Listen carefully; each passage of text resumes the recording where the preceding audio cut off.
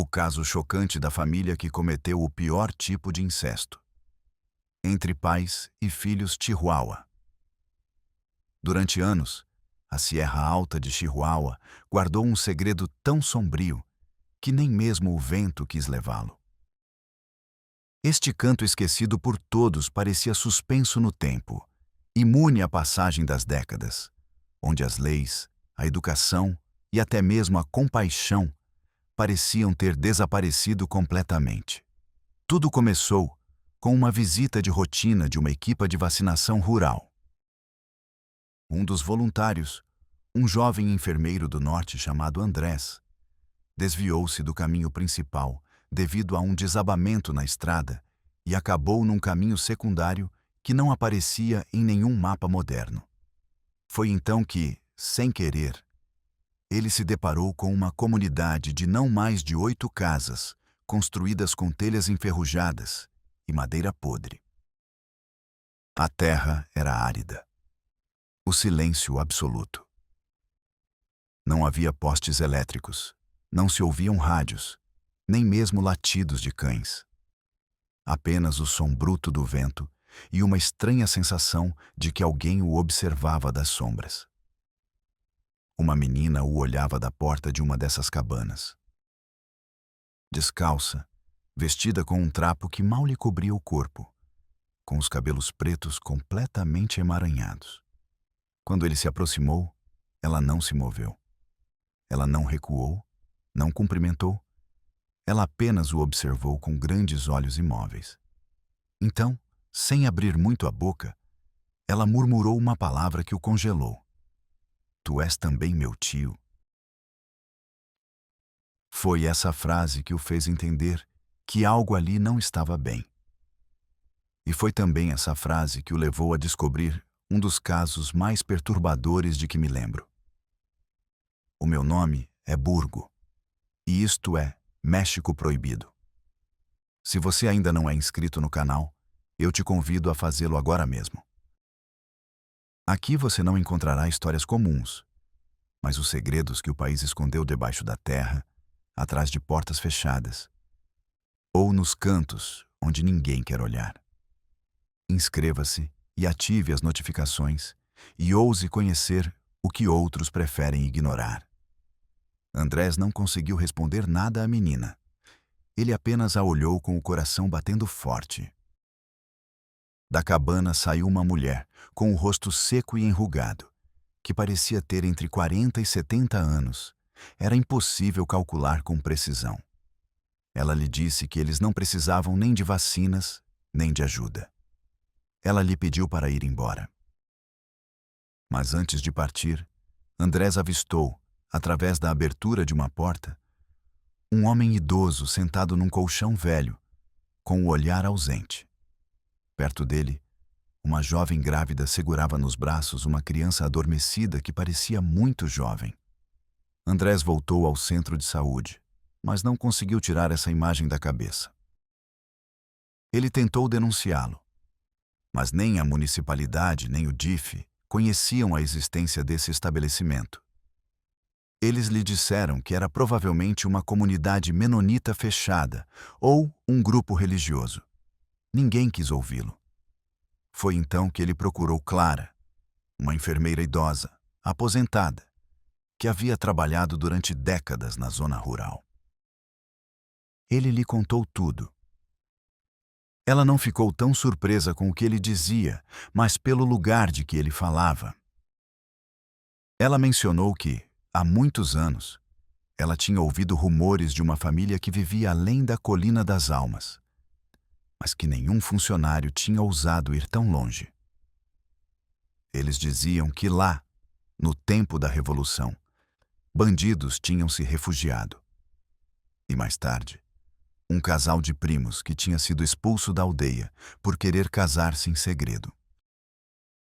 Eles embrenharam-se na serra e nunca mais se soube nada deles. Clara sentiu um apelo. Ela não podia ficar tranquila. Assim, uma semana depois, ela e Andrés regressaram ao local. Mas desta vez, eles não foram como pessoal de saúde. Eles foram como testemunhas. O que encontraram à chegada foi ainda mais inquietante. As mesmas casas, o mesmo silêncio. Mas agora, várias pessoas observavam-nos por trás de cortinas de tecido sujo. Ao entrar na comunidade, uma criança pequena saiu a correr e gritou algo que nenhum dos dois compreendeu. Em poucos segundos, uma mulher agarrou-o pelo braço e disse-lhe que ele não devia falar com os estranhos. Clara aproximou-se, levantou as mãos em sinal de paz e disse-lhe que só queria ajudar. A mulher, com uma expressão que misturava medo e resignação, disse-lhes que eles não precisavam de ninguém ali, que a sua família estava completa, que tudo o que possuíam, eles próprios tinham construído, sem o mundo exterior. Mas antes que pudessem retirar-se, outra silhueta saiu de uma casa vizinha. Era um homem alto, magro, com o rosto alongado e olhos desorientados. Ele andava lentamente, com a boca entreaberta e os braços pendurados. Ele murmurava palavras que não faziam sentido. Atrás dele, uma jovem mulher, visivelmente grávida, guiava-o com uma corda amarrada ao pulso. Clara não conseguiu conter as lágrimas. O que ela via não era apenas pobreza ou abandono. Era algo mais profundo. Era uma comunidade onde o tempo tinha congelado, onde os papéis familiares estavam distorcidos, onde as crianças não sabiam o que era uma escola e muitos nem sequer sabiam como se chamavam. Uma das meninas, questionada sobre a sua idade, respondeu: "Não sei. A minha mãe diz-me que é como depois do último grande trono." Eles não tinham documentos. Não sabiam ler nem escrever. Alguns mal conseguiam falar claramente. E o mais alarmante, eles referiam-se uns aos outros com uma confusão total. Uma mulher dizia que o seu marido também era seu irmão. Um jovem dizia que a sua mãe também era sua avó. E assim, peça por peça. Clara e Andrés começaram a montar um puzzle impossível. Naquela noite, Clara escreveu tudo num caderno. Ela descreveu cada rosto, cada voz, cada olhar vazio. Andrés tirou fotografias às escondidas, embora muitas tenham saído desfocadas devido ao tremor das suas mãos. Eles sabiam que deviam regressar com provas. Eles sabiam que aquilo não podia ficar assim. Mas sabiam também que o horror de que tinham sido testemunhas era apenas a superfície, porque esta comunidade tinha suas próprias regras. E uma história enterrada que ainda não tinha sido totalmente trazida à luz. No momento de partir, a menina do crucifixo reapareceu. Desta vez, sem dizer nada, ela levantou apenas a mão e apontou para o céu. Andrés perguntou-lhe o nome. Ela respondeu em voz baixa: "Aqui, nós não temos nome. Nós somos apenas família." E foi então que Clara compreendeu que eles não estavam perante uma simples história de isolamento. Eles estavam perante uma tragédia geracional, uma tragédia que começou com um amor proibido e terminou com uma linhagem familiar quebrada, cíclica, confusa e completamente sozinha. O pior tipo de incesto não é apenas físico. É aquele que destrói a identidade de uma pessoa antes que ela aprenda a supor e a falar. Aquele que confunde o amor com o controlo, o sangue com a propriedade. O que eles viram em Chihuahua não era um crime comum. Era um aviso. E há ainda mais para contar. Porque o que aconteceu nesta serra não terminou com a visita de Clara. Na verdade, isso estava apenas a começar. Quando Clara e Andrés regressaram à aldeia, a primeira coisa que fizeram foi contactar discretamente uma velha conhecida de Clara, um jornalista local reformado chamado Dom Laureano, que durante anos tinha documentado casos de abandono rural, de cultos secretos e de desaparecimentos em zonas esquecidas do México. Ao ler o caderno de Clara, Dom Laureano não disse nada por um longo tempo. Ele apenas fumou em silêncio e, no fim, disse que não o podia publicar. Não por medo de represálias, mas porque ninguém acreditaria nele. Ele explicou que sem fotos nítidas, sem documentos, sem um apoio institucional, a sua nota seria considerada como fantasia ou delírio. Mas ele fez-lhes um aviso. Se fossem continuar a investigar, deveriam fazê-lo com extrema prudência. Este tipo de comunidades isoladas não são apenas vítimas. Às vezes, elas são também guardiãs de segredos que não querem ser revelados. Ele agradeceu pela confiança, ofereceu-lhes um café e fechou o caderno com as mãos trêmulas. Foi então que Clara tomou uma decisão que mudaria tudo. Ela pediu uma licença temporária como voluntária numa organização civil que oferecia assistência médica e psicológica em zonas rurais. Com este apoio, ela poderia regressar ao local com mais legitimidade, sem despertar suspeitas. Andrés, por seu lado, arranjou uma pequena câmara escondida num botão de camisa e um gravador de bolso. Eles sabiam que, se quisessem revelar o que realmente acontecia nesta serra, precisariam de mais do que relatos. Eles precisavam de vozes. E essas vozes, embora quebradas e confusas, ainda podiam falar.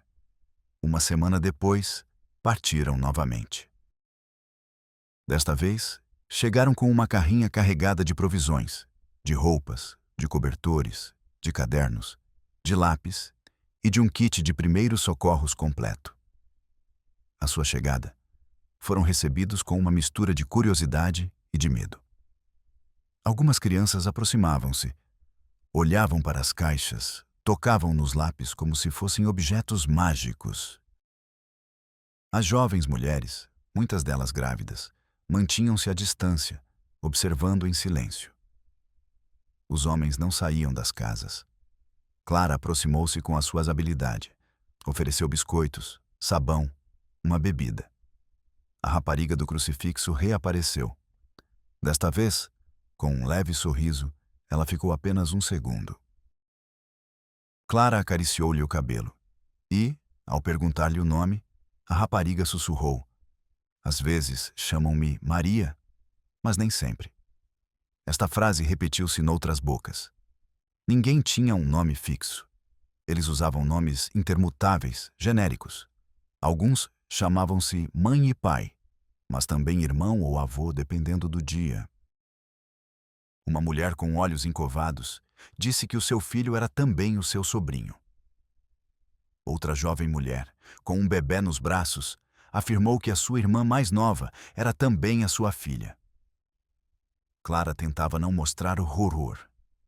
Ela contentava-se em assentir, ouvir e fazer anotações mentais. Andrés, entretanto, tentava gravar tudo com discrição. Mas o que mais o impactava não eram as palavras, mas os gestos. A maneira como as crianças se abraçavam entre si como se fossem cônjuges. A forma como os adultos os olhavam sem emoção, como se fizessem parte da paisagem. E, sobretudo, os olhos. Nenhum deles tinha aquela centelha de infância. Eram olhos opacos, resignados, sem horizonte. Numa das noites, enquanto dormiam na carrinha para maior segurança, Clara acordou sobressaltada. Ela tinha ouvido um grito. Ao sair, viu uma mulher de pé em frente ao fogo, a chorar. Ela dizia que o filho não conseguia respirar. Clara correu, pegou na sua mala de primeiros socorros e entrou na cabana. Lá, num colchão sujo, jazia uma criança pequena, de não mais de 5 anos, com a pele pálida e os lábios roxos. Ele não respondia ao toque. Clara fez tudo o que pôde, mas era tarde demais. A criança morreu nos seus braços. A mãe não gritou, não se atirou ao chão. Ela contentou-se em olhar, em silêncio, como se já tivesse passado por aquilo antes. No canto, Um homem idoso murmurava uma oração confusa, misturando passagens da Bíblia com frases que Clara não compreendia. O mais perturbador veio depois. Quando perguntaram onde enterrariam a criança, ninguém soube o que dizer. Alguns disseram que o levariam para o buraco, outros que o colocariam com os outros. Clara insistiu em acompanhá-los. Foi então que descobriram algo aterrorizante. Atrás de uma das casas havia uma trincheira, coberta de ramos secos e pedras. Ao removê-las, encontraram restos de vários corpos, todos de crianças. Não havia caixões, nem cruzes, nem nomes. Apenas pequenos ossos, alguns ainda embrulhados em panos. Clara não aguentou mais. Ela saiu a correr e vomitou. Andrés alcançou-a e disse-lhe que ela devia ir embora, que já tinha tido o suficiente, que não podiam mais arriscar-se. Mas ela recusou. Ela afirmou que se eles partissem agora, ninguém faria nada, que essas vidas, essas mortes, permaneceriam enterradas para sempre. Ela implorou-lhe para esperar mais um pouco. E Andrés, embora com medo, aceitou ficar mais um dia. Foi nesse dia que tudo mudou. Na tarde, um jovem de cerca de 17 anos, alto, magro, com os olhos vítreos e uma voz muito baixa, aproximou-se de Clara e entregou-lhe uma folha de papel amarrotada. Ele não sabia ler, mas disse que a tinha encontrado numa caixa velha, ao lado de uma fotografia. Clara abriu-a. Era uma carta escrita à mão, com tinta quase apagada. Dizia: "Se alguém encontrar isto, saiba que não somos monstros. Apenas fomos esquecidos. Os meus pais eram primos. Os pais deles também. Ninguém veio. Ninguém nos encurralou aqui. E agora não sabemos quem somos." No verso, uma fotografia a preto e branco mostrava um jovem casal a beijar um bebê. Por trás, uma data: 1954. Esta carta mudou tudo. Clara compreendeu que o que acontecia ali não era produto da maldade, mas do abandono.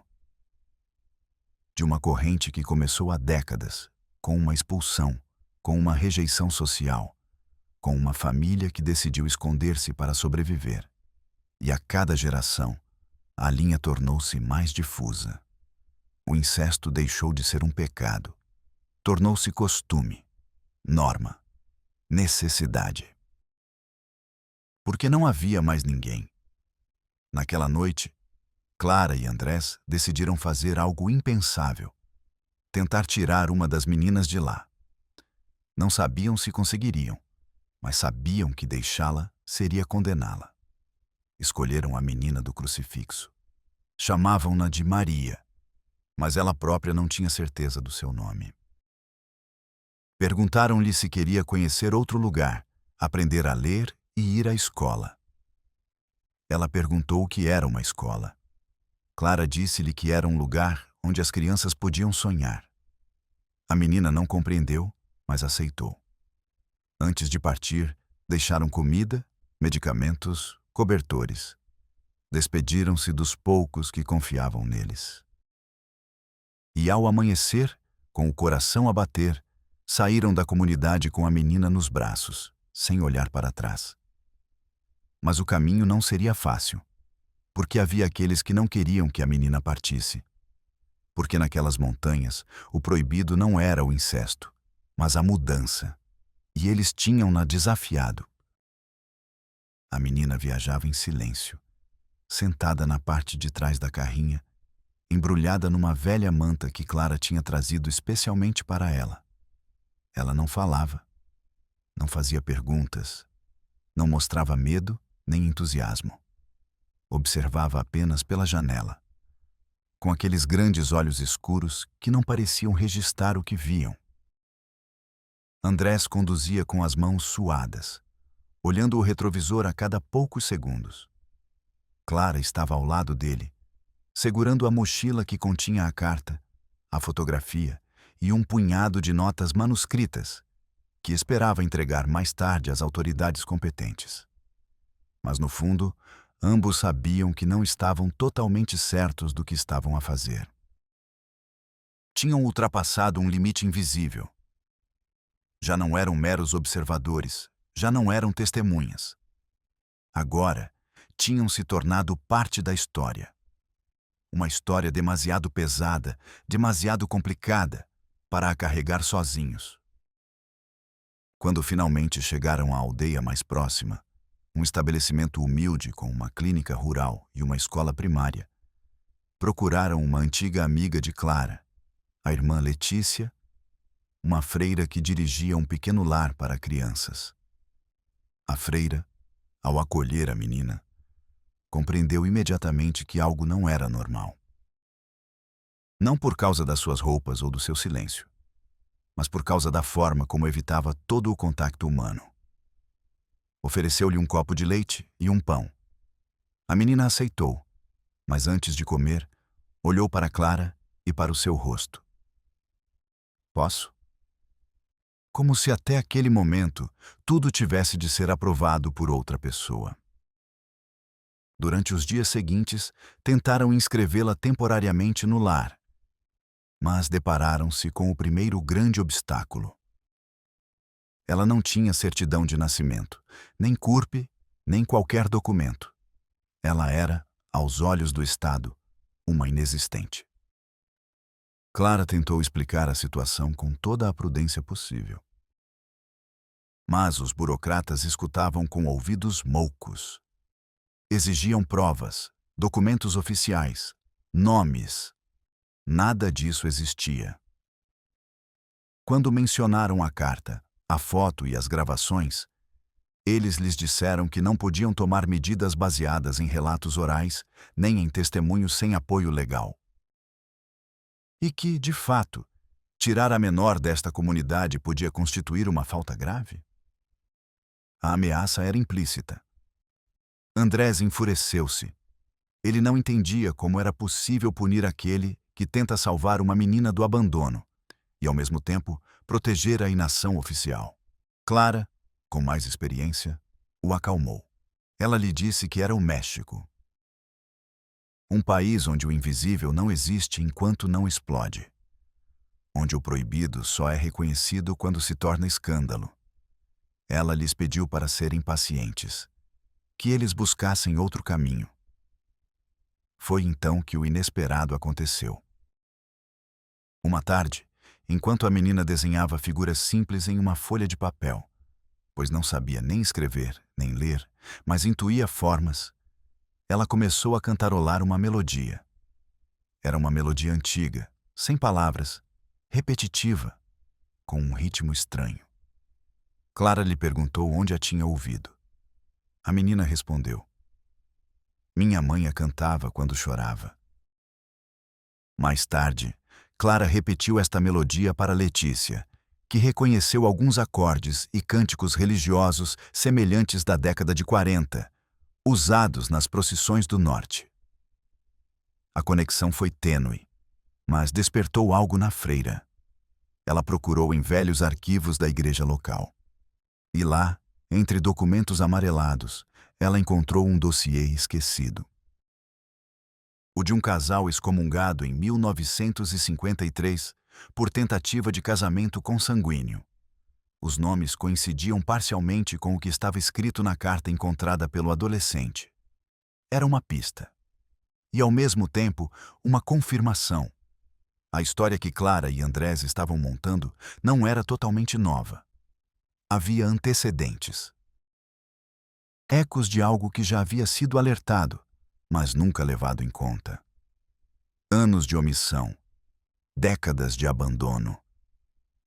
A notícia começou a circular discretamente entre algumas pessoas da aldeia, e não tardou a chegar aos ouvidos daqueles que preferiam que esse passado permanecesse enterrado. Uma noite, Clara recebeu uma ligação anônima. Uma voz masculina, rouca, lhe disse sem rodeios: "Devolva a menina. Ela não tem ideia do que está fazendo." Andrés, ao saber disso, propôs levar a menor para outro estado. Procurar assim isso em uma congregação ou uma casa de acolhimento mais afastada. Mas Clara recusou. Ela disse que se eles se escondessem, perderiam toda a possibilidade de justiça, que o medo não podia vencer. Nessa mesma semana, um homem apareceu na entrada do refúgio. Ele se apresentou como o tio da menina. Ele tinha um documento falso e alegava que vinha levá-la pela vontade da família. Mas quando lhe perguntaram o nome completo da menor, ele hesitou.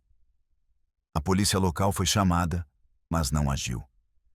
Eles disseram que não podiam intervir sem ordem judicial. Clara enfrentou o homem, olhando-o nos olhos, e lhe disse que se ele tocasse na menina, ela mesma o denunciaria por sequestro. O homem não respondeu. Ele apenas se afastou, com os punhos cerrados. Após o incidente, eles decidiram manter a menina dentro do refúgio, sob vigilância constante. Mas o medo já se havia semeado. A menina dormia mal, ela tinha pesadelos. Ela chamava Clara de mãe e se agarrava a ela como se temesse ser devolvida. Um dia, ela lhe perguntou se, no novo lugar, também deveria se casar. Clara congelou. Ela não soube o que responder. Ela apenas a abraçou e disse: "Aqui, ninguém te obrigará a nada." A menina sentiu lentamente, mas em seu olhar havia algo quebrado. Algo que nem o tempo nem o amor poderiam reparar completamente. Enquanto isso, Andrés conseguiu contatar uma advogada especializada em direitos da criança. Ele lhe mostrou as gravações, as fotos, a carta. Ela ficou impactada. Ela disse que o caso era muito grave, mas que se não se procedesse com discrição, eles poderiam perder tudo.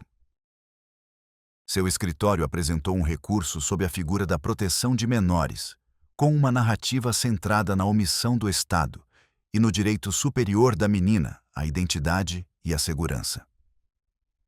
Eles começaram a preparar o dossiê, mas a cada passo que davam, sentiam que algo invisível os vigiava. Algumas noites, eles encontravam o portão do refúgio forçado. Um cão do bairro apareceu morto. Mensagens ameaçadoras escritas a carvão foram encontradas nas paredes. Devolvam-na.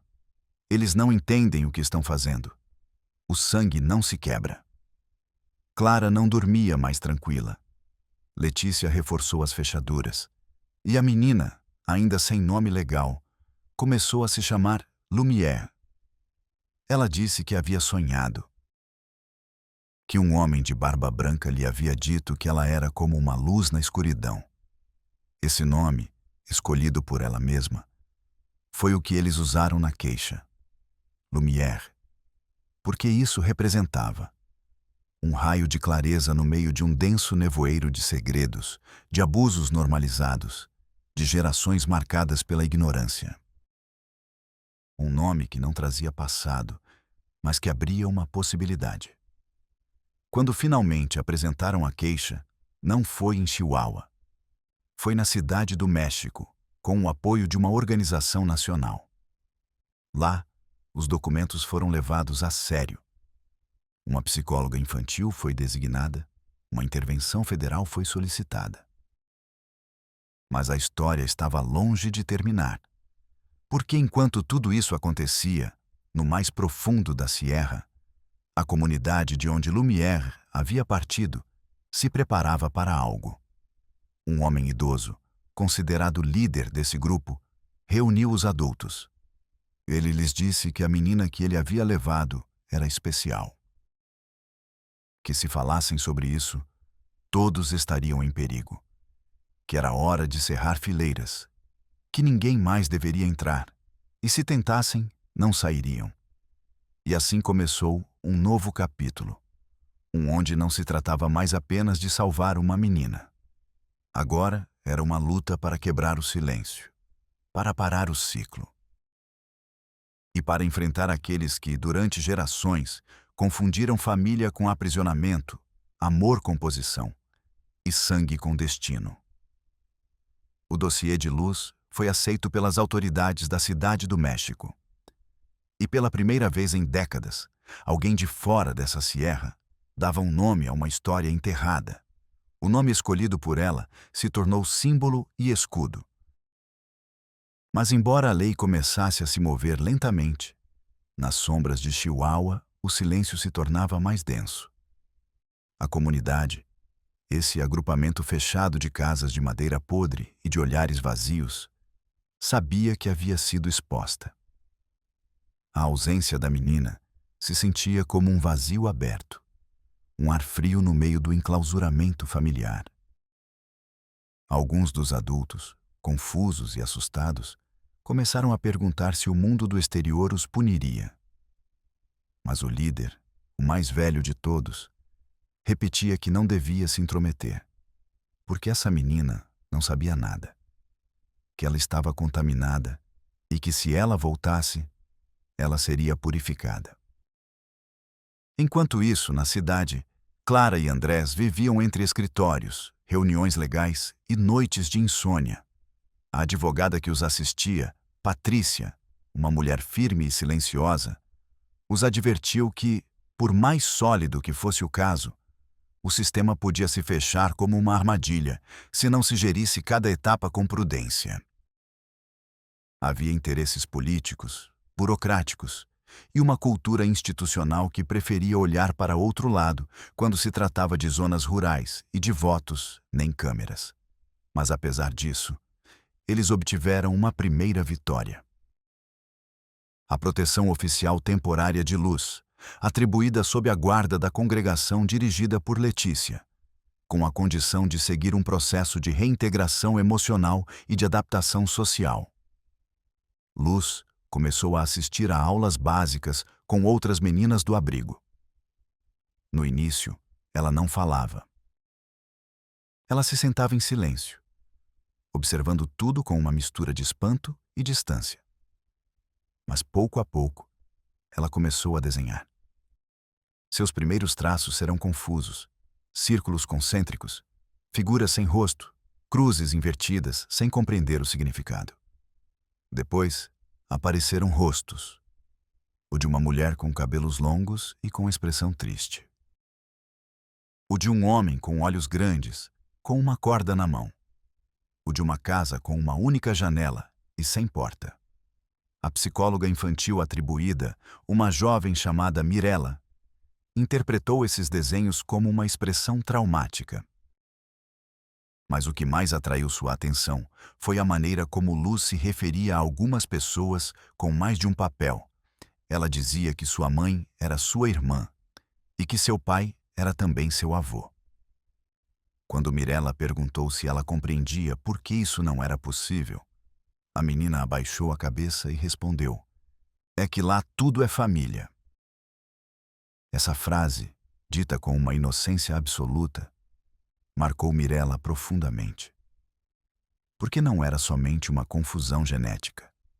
Era a manifestação de uma lógica deformada por gerações, onde o parentesco não se construía a partir de laços afetivos saudáveis, mas de uma repetição cega. Luz não conhecia outro mundo. Para ela, o corpo era herança e obrigação. O amor, uma dívida.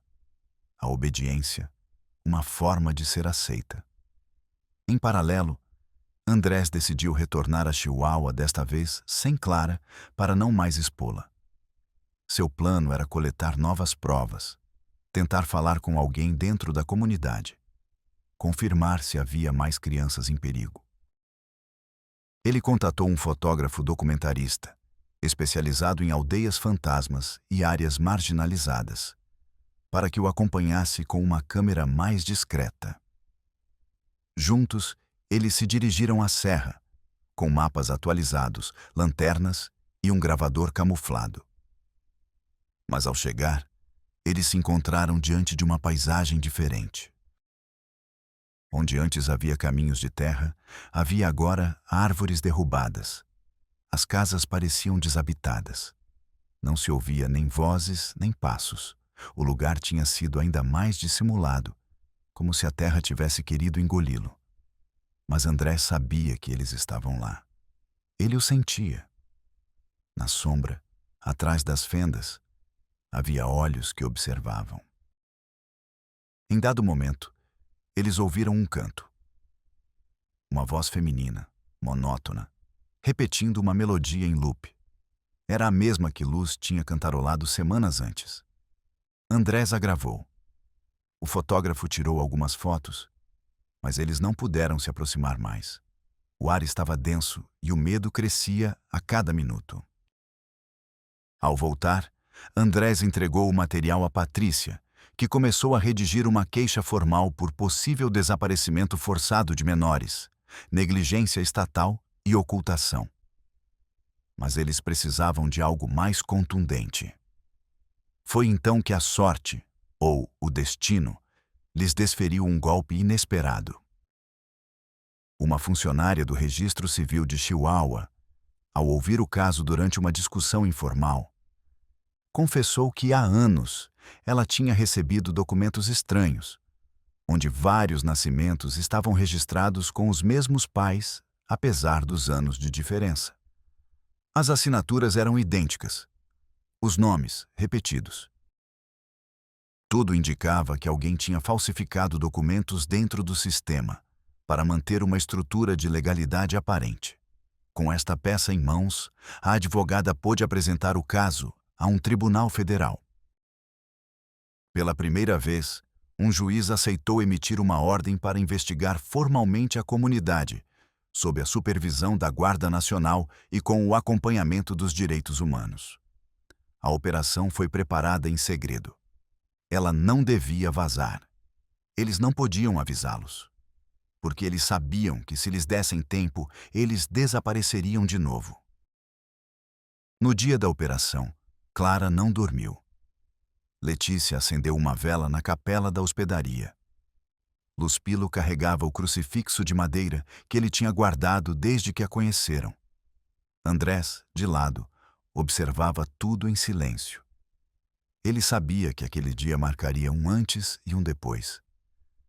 Que não era mais apenas uma história. Era uma batalha. A caravana subiu lentamente pelas estradas da Sierra, com veículos oficiais camuflados, pessoal qualificado e um médico legista caso encontrassem restos mortais. Levou-lhes 8 horas para chegar ao ponto indicado, mas o que eles encontraram foi mais devastador do que imaginavam. As casas ainda estavam lá, mas vazias. Por dentro, cobertores sujos, bonecas improvisadas com trapos, louça para lavar. Uma das casas tinha símbolos estranhos marcados com carvão nas paredes. Em outra, encontraram uma cova fresca, recentemente coberta, com roupas de criança úmidas. Não havia corpos visíveis, mas o cheiro era inconfundível. O silêncio era absoluto. Andrés entrou na cabana onde tinha visto Luz pela primeira vez. No chão, um desenho de criança gravado com uma pedra mostrava uma figura em altura, com raios ao redor. Embaixo, várias pequenas figuras se abraçavam. Ao pé do desenho, uma palavra mal escrita, Luma. Era como se alguém tivesse tentado se lembrar ou escrever seu nome, mas não o tinha gravado completamente. A operação não encontrou pessoas, mas sim provas, restos de roupas, objetos de crianças, um caderno com nomes repetidos. Tudo foi documentado. Patrícia sabia que com isso não seria suficiente condenar, mas sim incomodar, para obrigar o Estado a se pronunciar. E assim foi.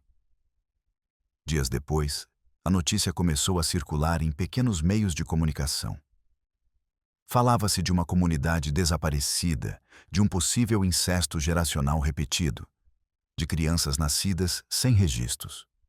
Alguns programas de rádio abordaram o assunto com sensacionalismo. Outros o ignoraram completamente. Mas algo mudou. Pela primeira vez, os olhos se voltavam para aquela serra. E Luz, nesse tempo, aprendia a escrever o seu nome. Com letras tortas, com paciência, com lágrimas. Quando o conseguiu, ela o mostrou a Clara e lhe disse: "Agora não podem mais tirá-lo de mim, não é?" Clara a abraçou. Ela lhe disse que não, que esse nome era o seu, que essa história também. E daí? Embora o passado a perseguisse, ela agora tinha algo que mais ninguém podia decidir por ela: a sua voz. Mas a história ainda não termina. Porque mesmo quando a verdade começa a vir à tona, os fantasmas do silêncio continuam a procurar maneiras de voltar. O eco da serra continuava a bater no peito de Clara, mesmo a quilômetros de distância. Embora já não estivessem lá, embora as casas parecessem vazias e as portas fechadas, algo daquele lugar tinha ficado preso em todos os que o tinham pisado.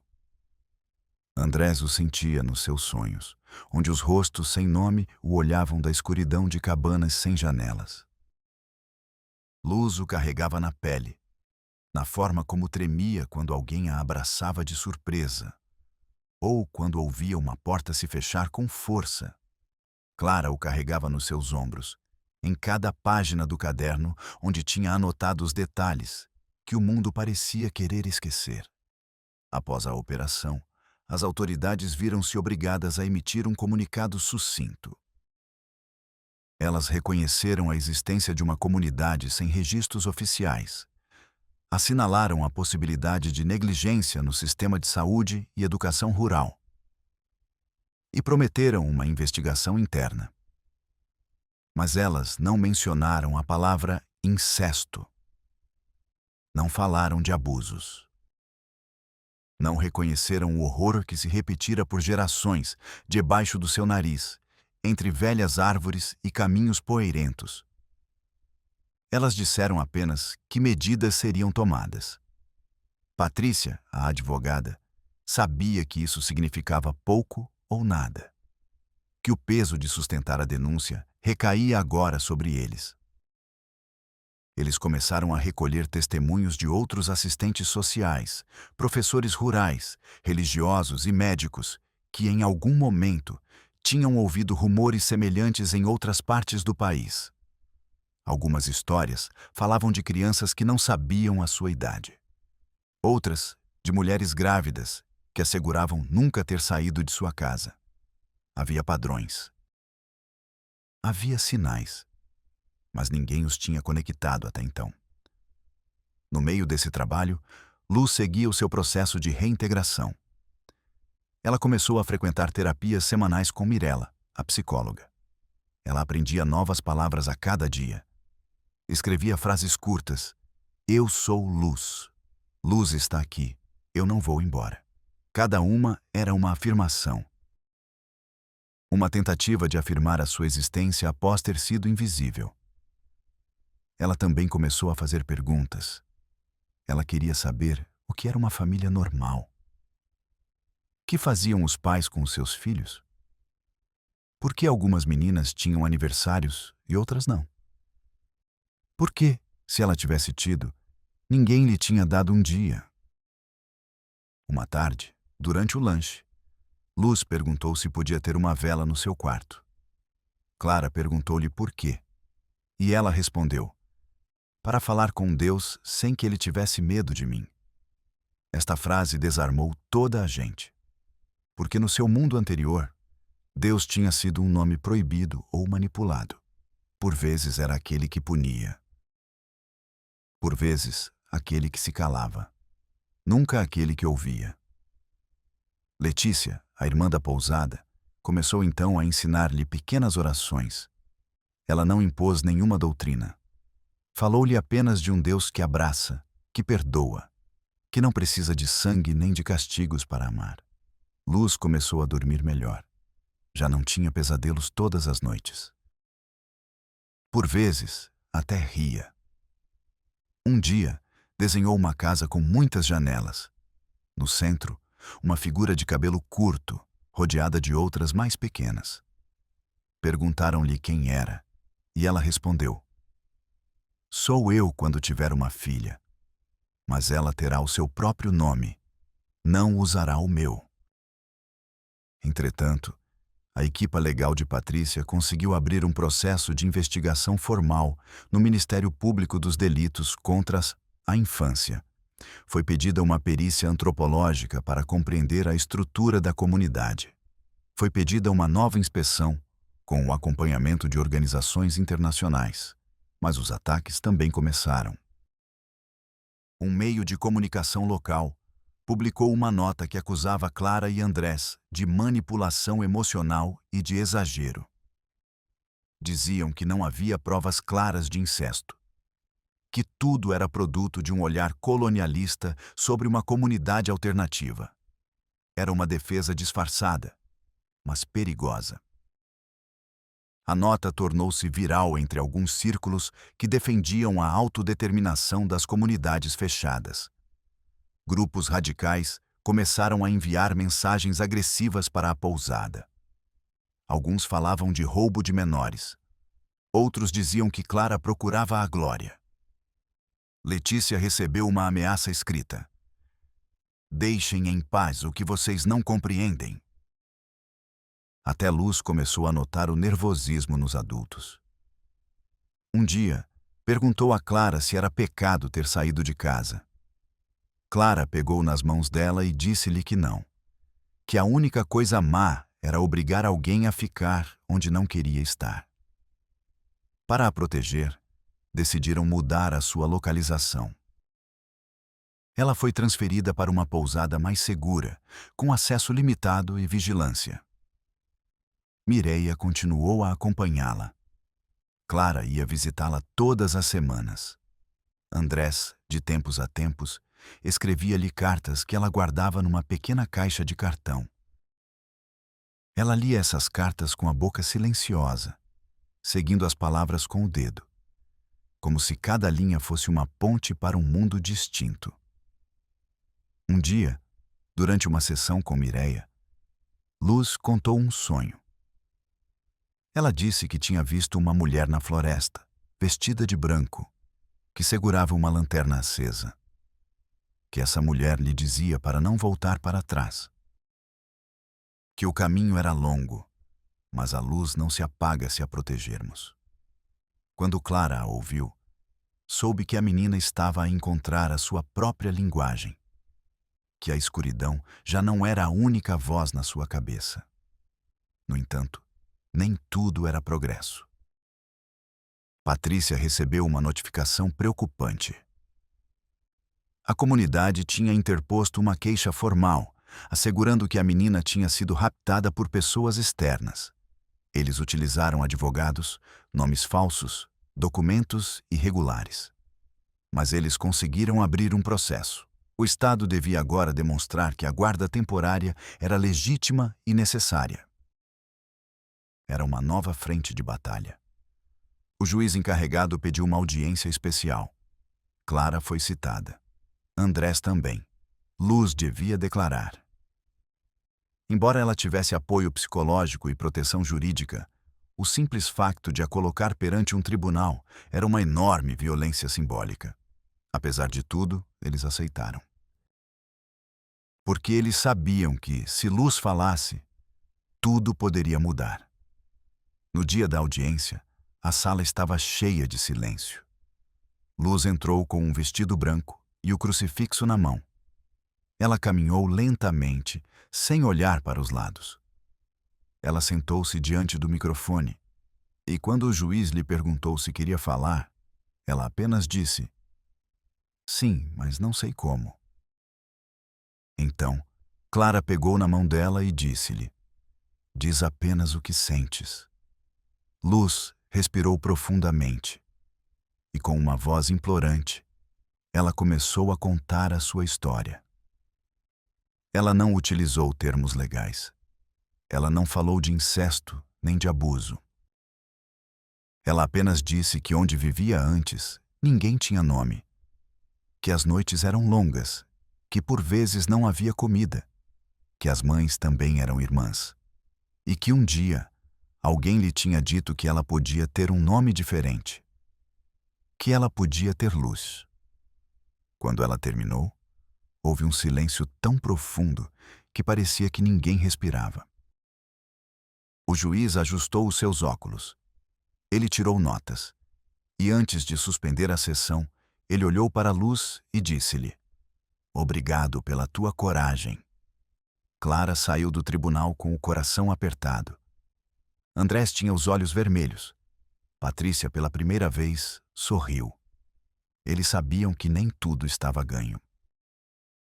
Mas eles sabiam também que esta criança tinha feito o que muitos adultos não ousam: nomear o horror sem ódio. Contar a sua verdade sem rancor. Mas o inimigo ainda estava lá. Silencioso, escondido. E ele não estava disposto a ceder sem lutar. O testemunho de Luz não foi uma simples declaração judicial. Foi uma fenda aberta num muro de décadas de silêncio.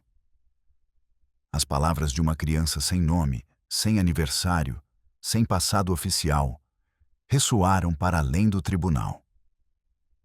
Em poucos dias, fragmentos do caso começaram a circular entre os defensores dos direitos humanos, os jornalistas independentes e as organizações internacionais. Embora a maioria dos grandes meios de comunicação o tenha ignorado, houve aqueles que decidiram ouvir.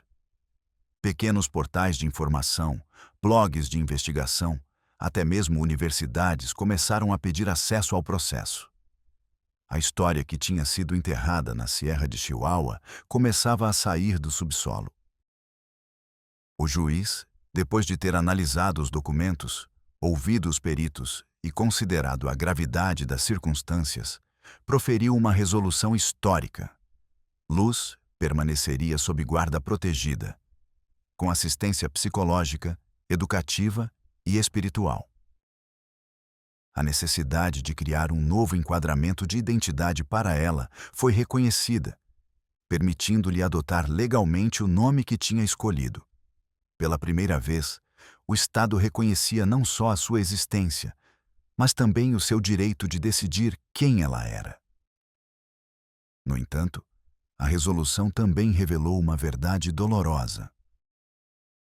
Não havia garantias suficientes para intervir diretamente na comunidade sem colocar em perigo os eventuais habitantes.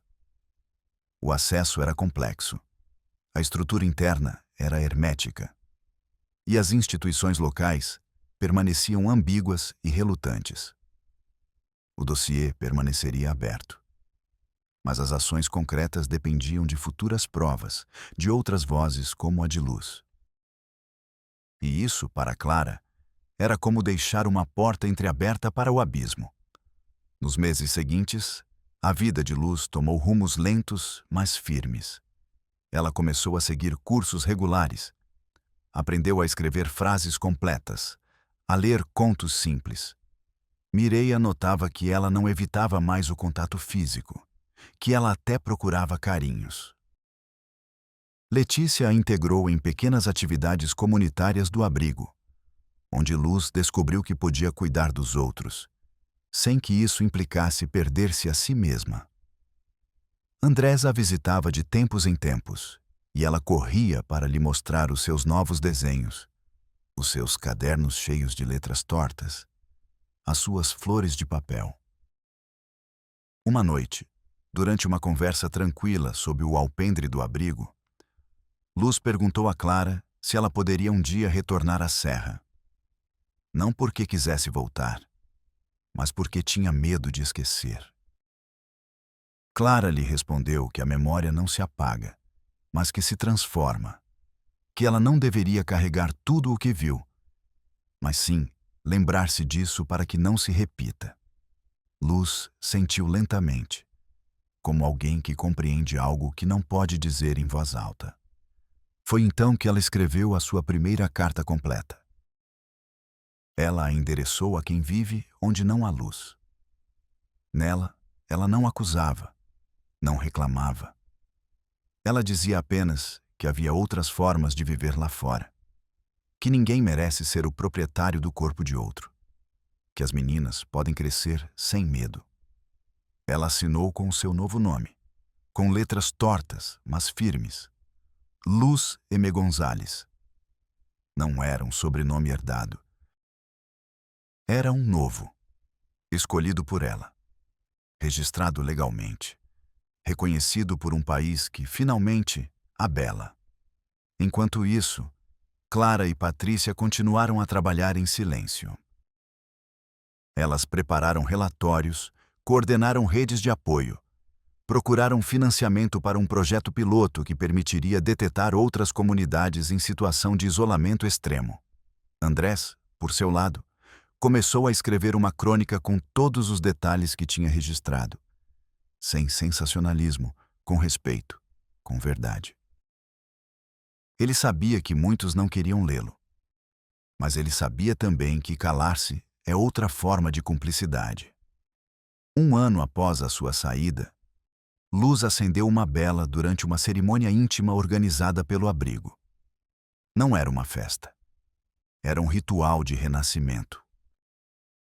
Ali, diante de uma cruz sobre uma cadeira e uma folha branca onde ela tinha escrito a sua história com as suas próprias palavras, Luz disse algo que Clara nunca esqueceria. Eu não nasci quando saí da minha mãe. Eu nasci quando alguém me perguntou como me chamava e me deixou escolher. Essa frase foi em seguida partilhada nas redes por uma professora que assistiu ao evento. Ela se tornou viral sem querer. Muitas pessoas a citaram. Algumas choraram, outras se zangaram. Algumas a usaram para fins políticos. Mas Clara sabia que essa frase não pertencia a ninguém. Ela era de Luz. E de todas as meninas e meninos que vivem em cantos do país onde a voz de ninguém ainda chega. Hoje, Luz tem 13 anos. Ela sonha em ser professora. Ela diz que quer voltar um dia para a serra, mas não para ficar lá, apenas para contar histórias, para dizer aos outros que há mais caminhos, que os nomes podem mudar, que o sangue não decide o futuro. O processo permanece aberto. Há funcionários que preferem que ele se feche. Há arquivos que desaparecem. Mas também há pessoas que continuam a procurar, a perguntar, a bater em portas. Este canal é uma dessas portas. Se esta história o tocou, se sentiu raiva, tristeza ou esperança, eu o convido a se inscrever. Não por mim, por elas, por eles. Pelos que ainda não foram vistos, pelos que ainda não têm nome. Aqui no México proibido, não contamos notícias. Contamos verdades que muitos preferem ignorar. Ative o sino. Compartilhe este vídeo. Deixe seu comentário. E se você acredita em algo além do visível, peço-lhe que reze. Não importa a quem, não importa como. Mas agora pelas crianças que ainda esperam ser encontradas. Reze pelas meninas que nunca tiveram um aniversário. Reze pelas famílias desfeitas e pelos que lutam para se reconstruir.